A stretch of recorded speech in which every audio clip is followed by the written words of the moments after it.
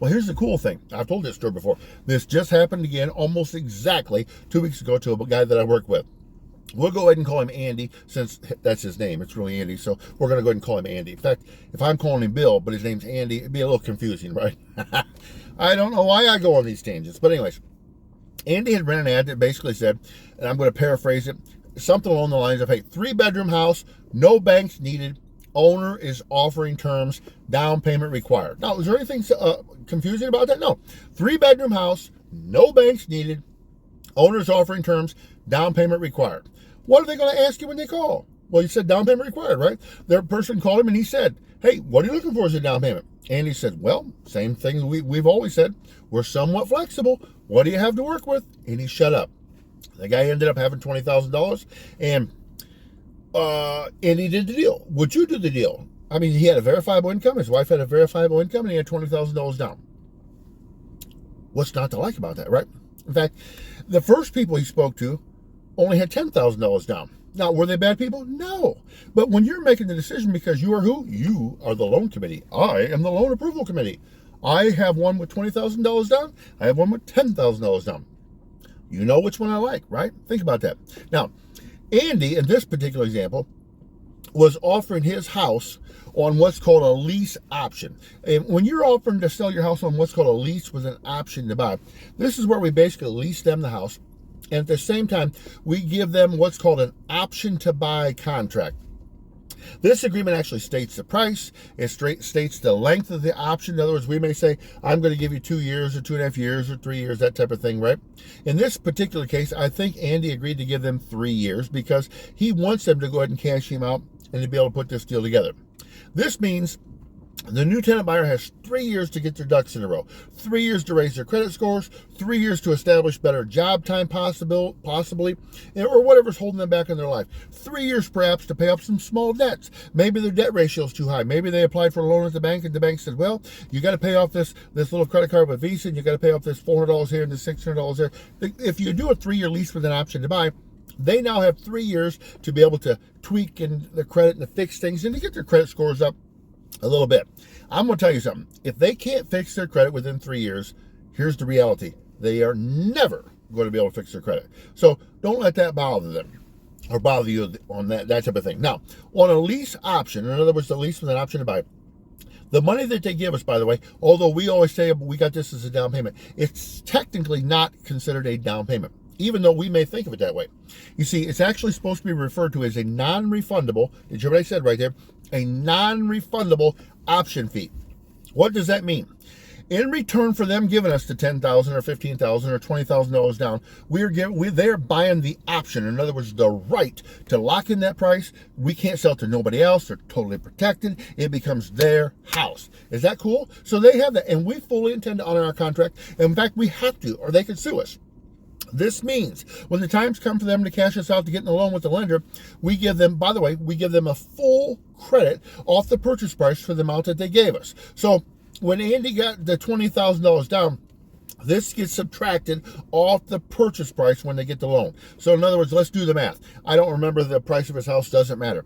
If you're selling a house for $150,000 and you give them an option that says they have the rights to buy the house anytime with 3 years or sooner, for the $150,000, if they give you $20,000 down, if they go exercise their option anytime in the next 3 years, they now owe $150 minus $20, they would owe $130,000. Now, what happens if they don't decide to go ahead and cash out? What happens if they decide to not buy it? Life happens. They get a divorce. They get a job transfer. They're moving back to Oklahoma, right? Sometimes crap happens. Well, we gave them an option to purchase, correct? They do have the right to buy it, but it's not the obligation. And sometimes this can be a benefit for them because let's say their boss called them and said, you're getting a promotion, you're getting double salary, but I need you to move to Florida. They don't have to say, oh my gosh, I've got to find a buyer for my house, I've got to put it up for sale, blah, blah, blah. No, they can call you up and say, hey, I've decided to move. I'm not going to exercise my option. I'm sincerely sorry. I got to go. They'll usually say, do I get any of my option fee back? And you get to say, no, I'm sorry. We fully intend to honor our contract. We'll give it to you off the price, but if you don't buy it, you do forfeit. That means if they walk away, they're forfeiting a non-refundable option fee.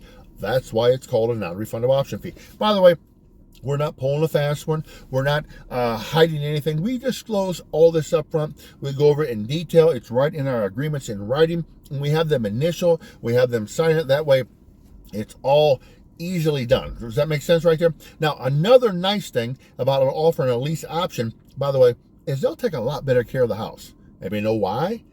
Because hopefully, in their mind, right, and in my mind too, hopefully, this house is going to become theirs. You see, a renter doesn't really care if the kids knock a hole in the drywall. They'll say, "Oh, you darn kids," but the hole's still in the drywall. A renter doesn't really care if the cats are pissing in the corner. That doesn't really bother them because, hey, they're not going to tear it up. But somebody who's going to end up owning the house, they get ticked off because isn't it kind of stupid to destroy your own stuff, right? Again, it's a lease agreement with an option to buy, and you do have to keep them to be legal in two separate agreements. You never want to put them in one form. Otherwise, if you ever did go to court, the judge could possibly interpret to say, well, no, this says they're buying it. No, it says right in our option agreement, by the way, and I'm getting a little bit sidetracked, that if they don't honor their lease agreement, the option to purchase agreement becomes null and void. Now, in other words, if they don't pay their rent, you don't have to foreclose them out. You literally can file an eviction. Boom! You can have them out of the house relatively quickly. Cool, right? Now, be aware, when we do an option to buy, probably at least half of these tenant buyers don't really keep or follow through. They don't keep their word, and sometimes they don't buy. Now, somebody said, does that upset you? No. We simply have the house freshened, right? We got a big fat down payment. We run another ad. We collect another big old non-refundable option fee. We order cake and ice cream. Woo! We do it again, baby. We do it again. Now, understand that if you do take the house back, is it going to need freshened? Yep, it is. Because the people that don't pay the bills, never fix their credit, and they don't honor their option, guess what happens sometimes? Darn it, man. Darn it.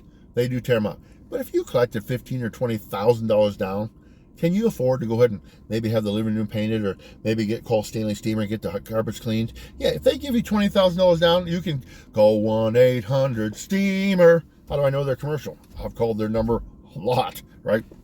But it's not necessarily a bad thing. In fact, I think I don't want this to happen, but I think I had one house one time over a period of time. I forgot. I think I sold it on a lease with an option to buy and took it back. Sold it on a lease with an option to buy, took it back. I think I had one house that I did 5 times. You see, every time I got a big fat price, right? A big fat non-refundable option fee. In fact, now, what's another way of doing it on terms? I've got a house right now that we're getting ready to sell. It's almost done. I've got a guy, he should be finishing, I don't know, in the next week or 10 days. Pretty close right there. And we're going to be making this available. But on this one, I'm actually going to set them up with me as the bank, and I'm going to put them out there on a 30-year term. This means I'm not doing a lease option. I'm doing what's called like a land contract or a contract for deed, or depending on where you live. They're all basically the same thing. The only difference is what the state calls them, right? Now, I don't care. When they buy this, I don't really care if they get a loan and cash out in 3 years. I hope they take 25, 30 years. Why? Well, because I'm willing to go the full term. Remember, I'm the loan committee, right? And I'm going to be making the profit. You remember that spread I talked about? If you take an average house payment of, say, $1,000 a month, in the early part of a loan, I haven't ran the amortization schedule, but they've been raising interest rates, our crazy government is, which means if they pay $1,000, they're lucky if they even pay $75 off their house. Did you know that? That means $900 or better of that $1,000 goes right to the bank as pure profit. Who's the bank of this one? It's me, baby. It's me. Let me turn my light on. Maybe you can see me.